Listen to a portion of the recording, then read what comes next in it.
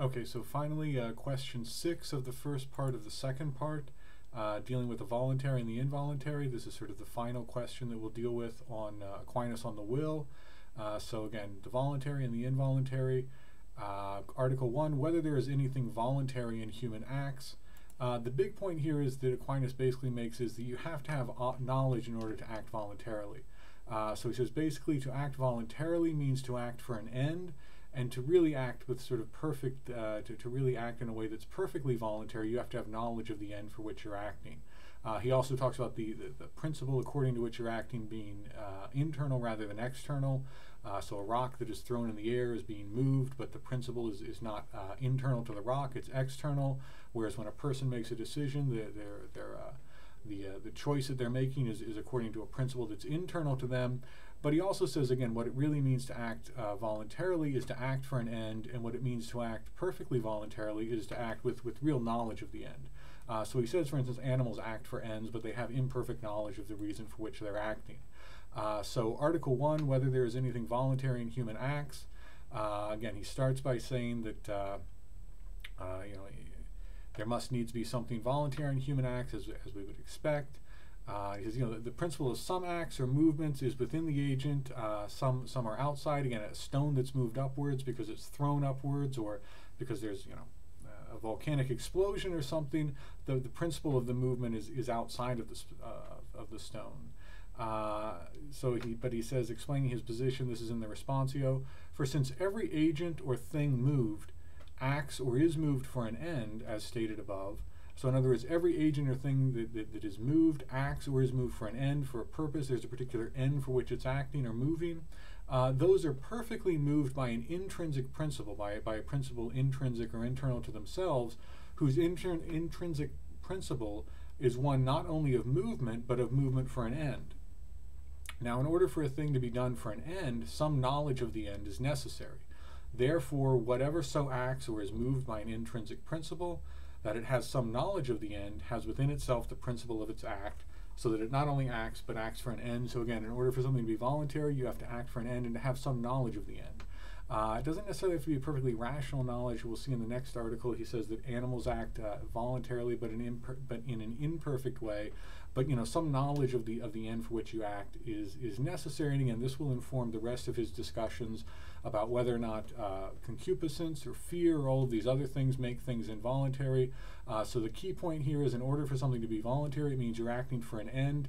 And in particular, if you have knowledge of the end for which you're acting, that's what makes something really perfectly voluntary, is when you have knowledge of the end for which you're acting. So again, if you act, a simple example, if you choose to drink a cup of coffee, that's voluntary because you're choosing the end, drinking the coffee, and you have knowledge of what you're doing.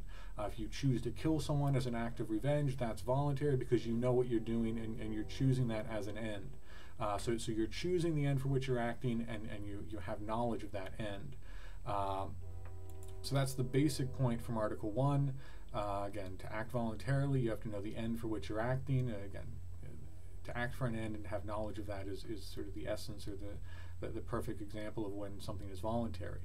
Article 2, basically, then do animals act? Is there anything voluntary in irrational animals? And Aquinas says, yes, there is. Animals act for an end. They have imperfect knowledge of the end for which they're acting, but they are still acting for an end. Excuse me, certainly more than, say, a stone is. Again, a stone might act. It may act for an end to move downward, but it has no knowledge at all. Plants may act for an end. They may grow and move and so on, but they have very imperfect knowledge of the end, or really no knowledge of the end. Animals, he says, act for an end. They don't have a rational nature, but they do have some knowledge of the end for which they're acting. They're acting, to avoid being eaten, or to eat themselves, to nourish themselves, and so on.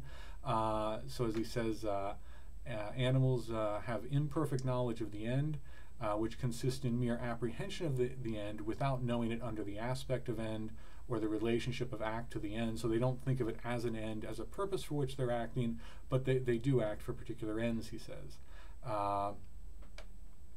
And again, he says that animals actually have knowledge, but they're not necessarily rational. They don't deliberate which action to take. The earlier example he used of the sheep shunning the wolf. The sheep doesn't consider back and forth which one should I do. Should I approach the wolf or should I shun it? But it is acting for an end, and it has a kind of knowledge, I should get away from this wolf. It doesn't understand why. Again, it's not a question of rational deliberation, considering different courses of action and choosing one, but it acts for the end of getting away from the wolf. So Article 3, whether there can be voluntariness without any act at all. So can something be can something be voluntary without any actual act, without any actual action? And Aquinas answers yes. He says, again, he's sort of just analyzing here, sort of figuring out, what these different things mean, trying to sort of, analyze them and make them clear. He says, yes, there can be voluntariness without any act. You can will not to act. So again, the example of revenge, you can will not to actually seek revenge, not to act. That is voluntary. But also simply not acting at all. Is also voluntary. If you see someone who needs help and you just kind of ignore them, Aquinas says you're not necessarily choosing not to act, but by not making any act at all, by simply not acting at all, that in itself is also voluntary. So basically, non-action can also be voluntary. So again, Article 3 we can go over fairly quickly. Whether there can be voluntariness without any act, he answers yes. Choosing not to act is obviously a choice and therefore voluntary, and also simply not acting at all. So not necessarily considering an act and then deciding not to do it, but simply non-action is also voluntary. It's not as if when you don't act at all, you're somehow being compelled. It's still voluntary. So Article 4, whether violence can be done to the will. So basically the question is here, can violence be done to the will? Can the will choose something, but then violence be done to the will such that action becomes involuntary?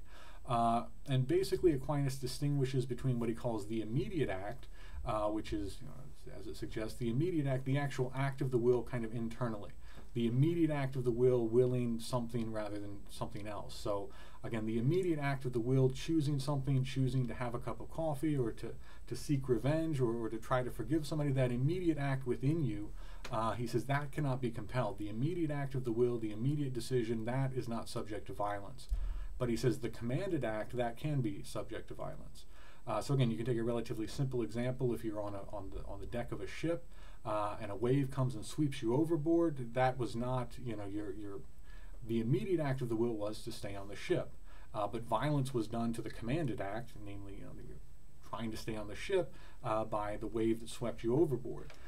If you're walking down the sidewalk, the immediate act of your will is to keep on walking. If a very powerful wind comes and picks you up and blows you backwards 10 feet, then violence was done to the commanded act. The commanded act to keep walking in one direction, violence was done to that. You were pushed back in the other direction.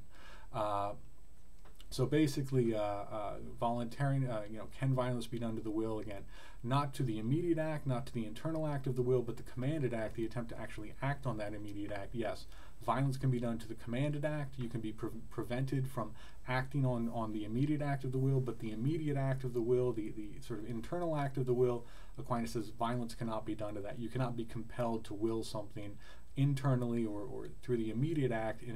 That violence cannot be done to that immediate act of the will. We can run over the objections and replies quickly. Objection 1 basically says God sometimes compels man to act. That's in the Bible. And Aquinas says, well, in that case, yeah, man cannot be said to be acting voluntarily or according to his own will. So yes, if in fact God is commanding the immediate act of the will, what Aquinas calls the immediate act, then in that case, if God is compelling man to will in a particular way, then Aquinas says then the act is not voluntary. So he sort of answers the objector by saying, yes, in that case, but that's an exception. Objection 2, the objector says the will is moved by its object and thus compelled. So we're moved by the good, for instance. When we're seeking the good, when we see the good, we necessarily desire it and pursue it, and therefore the objector says the will is compelled. Aquinas replies by saying that the will is moved by its interior principle when it is moved by its object. And so again, it's not coerced or compelled. So again, he goes back to the idea of an interior principle. He says the interior principle, the natural interior principle of the will is to seek the good, and therefore whereas the will may be moved by the good, it's not coerced, it's not compelled. Violence is not being done to the will when it naturally seeks, according to its interior principle, when it's naturally moved by the good. So Aquinas says, yes, the will is moved, and in a sense it's passive then, but it's not coerced, it's not compelled, it's acting according to its own natural interior principle. And then finally, objection 3. Objection 3 says, further, violent movement is that which is contrary to nature. Aquinas has also talked about violence is against nature. But the movement of the will is sometimes contrary to nature, as is clear of the will's movement to sin, which is contrary to nature, as Damascene says. Therefore, the movement of the will can be compelled. So the objector says, sometimes the movement of the will is contrary to nature, sin is contrary to nature, therefore the will can be compelled. You know, sin is sort of choosing against nature, and therefore violence is being done to the will. Aquinas replies and says, that to which the will tends by sinning, although in reality it is evil and contrary to the rational nature, nevertheless is apprehended as something good and suitable to nature, insofar as it is suitable to man by reason of some pleasurable sensation or some vicious habit. So Aquinas basically says, yes, when human beings sin, by definition, or in reality, as he says, that choice is evil, it's contrary to the rational nature, but he says they think that they're choosing the good. What they choose seems to them good, either because of some pleasurable sensation or because of some vicious habit, he says. Either way, they think that they're choosing the good, and therefore, again, the will is not being compelled to choose something that it thinks is not good. The will is just mistaken about what is actually good. So when we come back to Socrates' idea, then in what sense is it sin? In what sense is it sort of an actual morally wrong thing that someone is doing if they're simply misapprehending the good? Doesn't that mean that they're just mistaken and that they're not actually doing something wrong or sinful or morally culpable, but that they're simply mistaking what the good is, and therefore again choosing what seems to them to be good. And Aquinas sort of seems to be very close to that position here. Presumably he wouldn't want to go all the way to Socrates and just say, yes, people simply do what seems best to them. But here he kind of seems to be very close to that position, but also just trying to answer the objection and say, okay, when the will apprehends the good, sometimes it's mistaken, sometimes it sees only an apparent or a false good and chooses that mistakenly. But again, Aquinas says, so therefore, again, the will is not, violence is not done to the will. When a person does choose something that's sinful or that is not genuinely good, they do it mistakenly. They do it because they think that they see a good, either because they're carried away by pleasure and the good of the pleasure overwhelms them, or seems to be the great good that they should choose, or because of some vicious habit that has sort of corrupted them or sort of changed the way that they see things. But either way, he says basically, again, violence is not being done to the will. It's not that the will sees the good and that reason sees the good and the will chooses the wrong thing, or violence is somehow done to the will. The will is choosing what it thinks is good. So again, the immediate act of the will, he says, violence cannot be done to that except in those rare cases where God actually compels somebody to will something. So Article 5, whether violence causes involuntariness. And this is pretty simple, yes. Aquinas says, violence is the very definition or the very condition of the involuntary. That's what the involuntary is when violence is, violence, that's sort of the essence of the involuntary, is when violence is done to somebody. So as Aquinas says, violence is directly opposed to the voluntary as likewise to the natural. So violence goes against the voluntary, goes against the natural.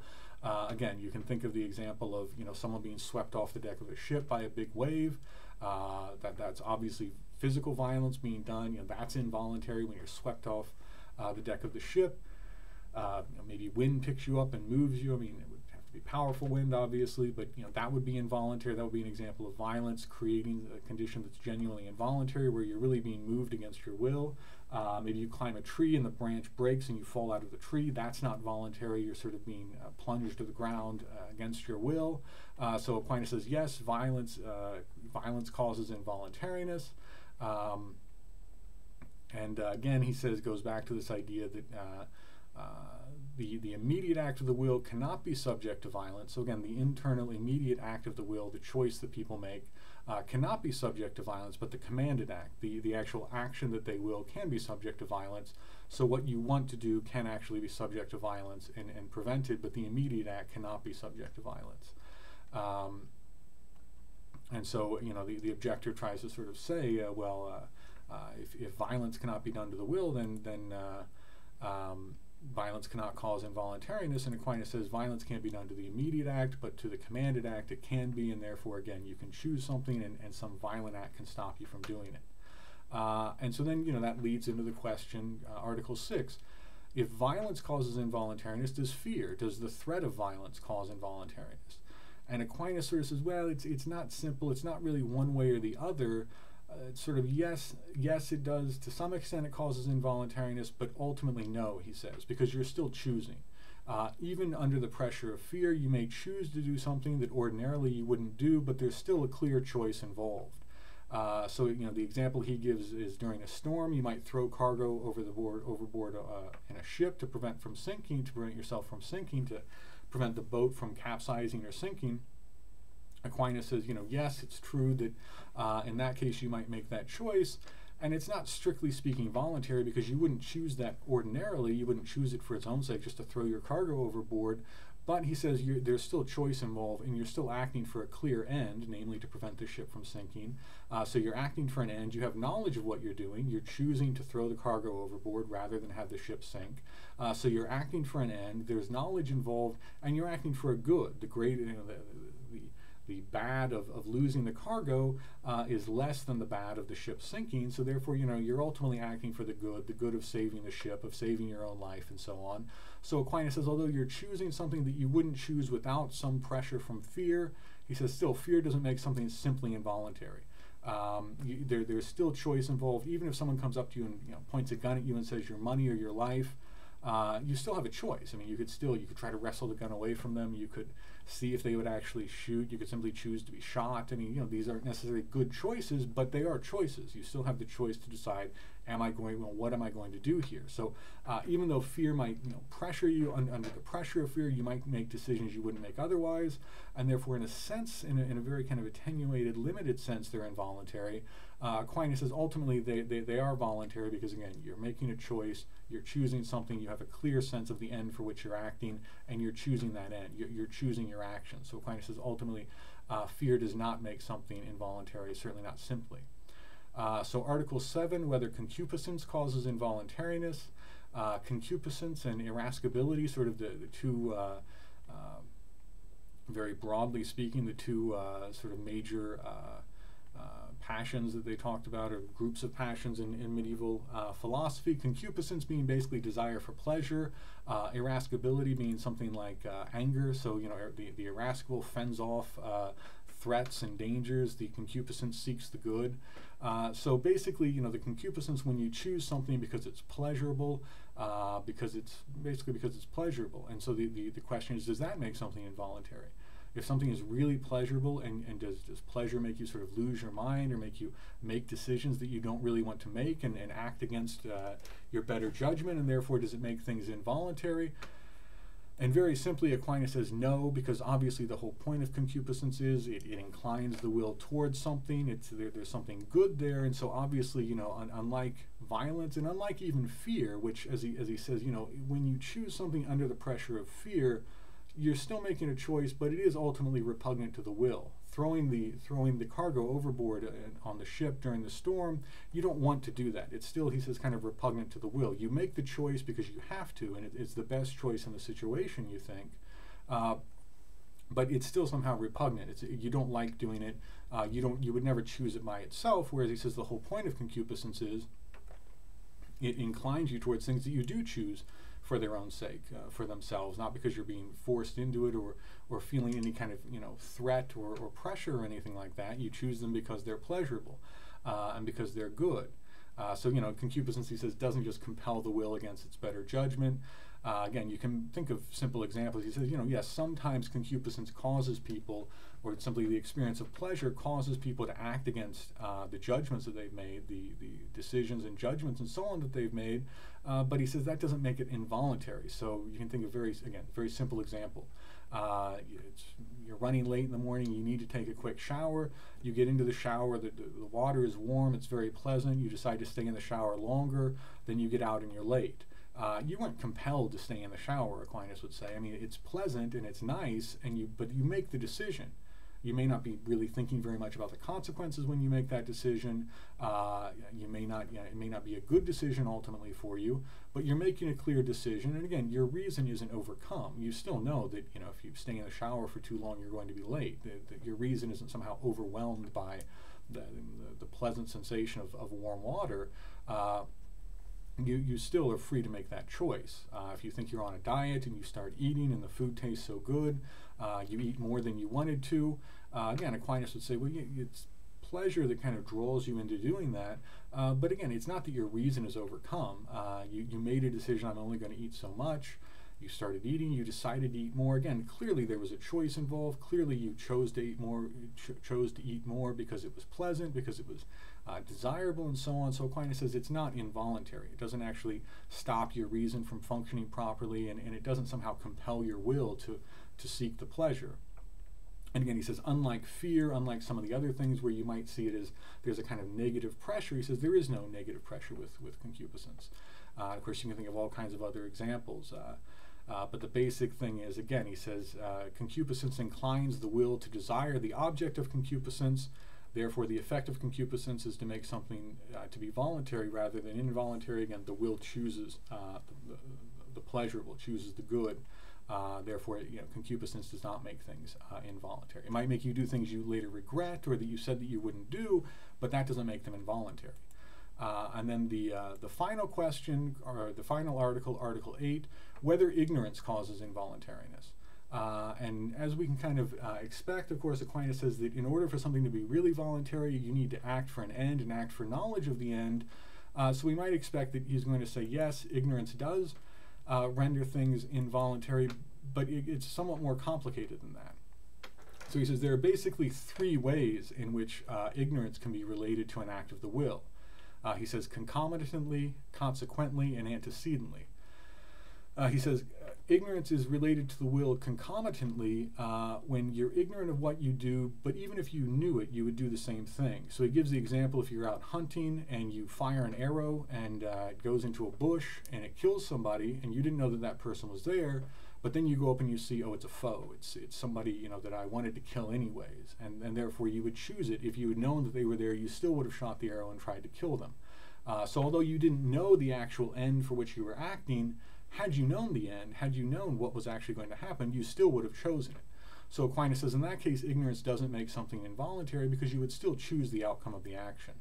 You would still choose the end, the ultimate, again, outcome of that action. So Aquinas says that doesn't make it involuntary because although you didn't know what you were doing, had you known, you still would have chosen it. And you still choose or affirm the action once you see what it was, once you see the consequence.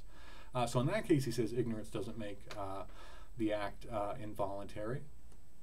He says ignorance is consequent to the act of the will. So the second way, ignorance is consequent to the act of the will insofar as ignorance itself is voluntary. And basically says this can happen in two ways. Either you can kind of choose to be ignorant, either because you want to sin, as he says, have an excuse, or for one reason or another, you just don't want to know the truth, therefore you choose ignorance. Or he says ignorance is said to be voluntary when it regards that which one can and ought to know. So things that you should know. Maybe you don't know, but you should. It's reasonable to think that you should know these things. So either you consciously choose ignorance, in which case the ignorance is voluntary, or he says you should know something. You should actually take time to find out what's going on. So again, take the example with hunting. Maybe you're in a crowded area with lots of people and you fire an arrow and it hits someone. Well, you didn't mean to do that, but you should have known that there were, or you should have checked to see, is there someone over there? Is there someone on the other side of that bush? That for one reason or another, you sort of, again, he says you might choose to be ignorant, or there might be a case where you should have known. You didn't necessarily choose to be ignorant, but you didn't do what you didn't take the actions that you should have to actually know what was going on and to understand the likely consequences of what you do. So he says whether you consciously choose ignorance or whether you simply do not take the trouble to learn what you should, he says in that case you can't really say that ignorance makes an act involuntary, because you choose the ignorance. It's not quite the same as still choosing or affirming the end that you end up with, but you can't say that it's simply it's not simply involuntary. He says it causes involuntariness in a certain respect, inasmuch as it precedes the movement of the will towards the act, which movement would not be if there were knowledge. But he says, the ignorance is still voluntary, and therefore it doesn't cause involuntariness simply. So if you're shooting arrows in a crowded area and you hit somebody, to some extent that's involuntary because you didn't mean to hit that person, but it's not simply involuntary because you did choose to be ignorant of whether or not there were people over there. You should have gone and checked to see, are there people over here on this other part of a park or something where I'm firing arrows for some reason. So he says, it's not involuntary simply, but in a sense it's involuntary in a limited way, but it's not involuntary simply because you are in a sense choosing the ignorance. Of course, he says even more if you actually choose to be ignorant, if you sort of, it's very easy to find something, but you somehow choose ignorance. So finally, he says ignorance is antecedent to the act of the will when it is not voluntary. So when you really, there's really no way that you could have known. So he says, if you're in the middle of nowhere, totally deserted, you have every reason to think that you're alone, and you fire an arrow at a stag, and the stag jumps out of the way, and someone's coming around the road just then, and the arrow hits them, and there was really no way that you could have known that that person was coming, then he says that's involuntary. You don't choose the ultimate end of hitting this person, but in no sense could you be said to choose the ignorance or to be in any way responsible for the ignorance of the fact that that person was coming. There was no way that you could have known. It wasn't reasonable for you to worry or to suspect that something like that might have happened and to check and make sure that no one was coming down this deserted road. He says in that sense, when the ignorance is antecedent to the act of the will, then he says it does cause involuntariness. When you're ignorant of something that you couldn't possibly be expected to know, in no way do you choose the ignorance, then he says the ignorance does create involuntariness in that sense. So basically, if you're ignorant of something, if you're ignorant of the consequence, but when you find out what the consequence was, you would have chosen it anyways, you still affirm it, then he says, well, that doesn't make it involuntary.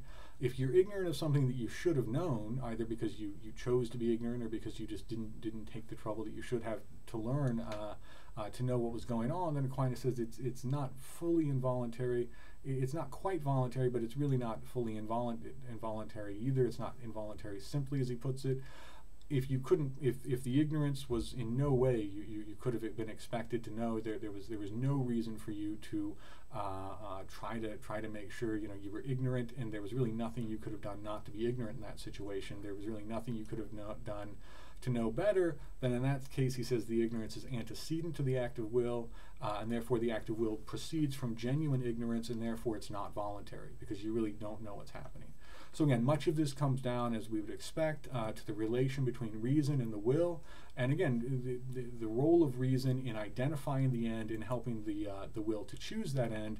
And again, much of this goes back to the idea of Aquinas that people act for ends, that people act reasonably, and again, the relationship between reason and the will.